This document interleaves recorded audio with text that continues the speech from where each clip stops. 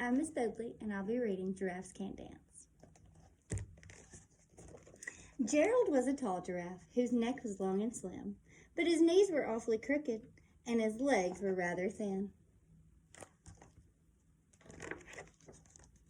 He was very good at standing still and munching shoots off trees, but when he tried to run around, he buckled at the knees.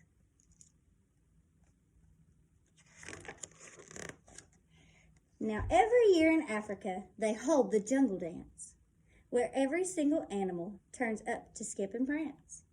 And this year, when the day arrived, poor Gerald felt so sad, because when it came to dancing, he was really very bad. The warthogs started waltzing, and the rhinos rock and rolled. The lions danced a tango that was elegant and bold.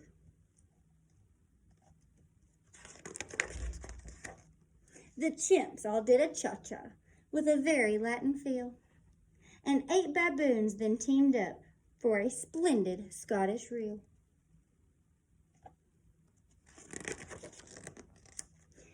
Gerald swallowed bravely as he walked toward the dance floor, but the lions saw him coming, and they soon began to roar. "Hey, look at clumsy Gerald," the animals all sneered. "Giraffes can't dance. Oh, Gerald, you're so weird."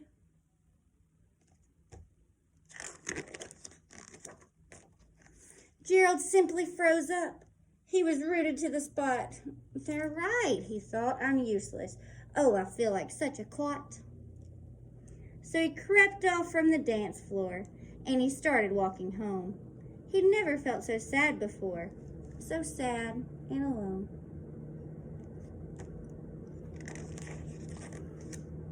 Then he found a little clearing, and he looked up at the sky. "The moon can be so beautiful," he whispered with a sigh. "Excuse me," coughed a cricket, who'd seen Gerald earlier on. "But sometimes when you're different, you just need a different song."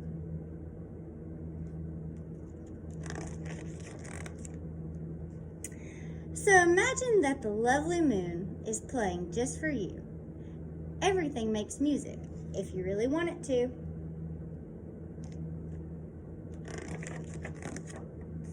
With that, the cricket smiled and picked up his violin. Then Gerald felt his body do the most amazing thing. His hooves had started shuffling, making circles on the ground. His neck was gently swaying, and his tail was swishing around.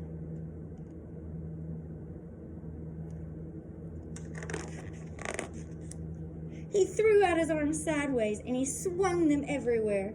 Then he did a backward somersault and leapt up in the air.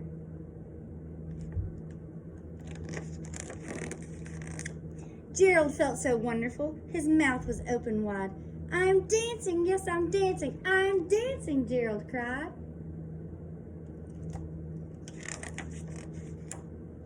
Then one by one, each animal who had been there at the dance arrived while Gerald boogied on and watched him, quite entranced.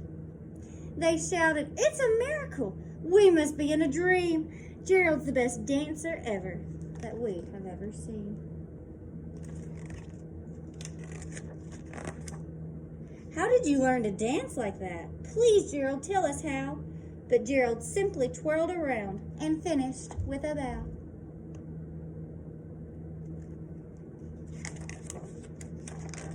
Then he raised his head and looked up at the moon and the stars above.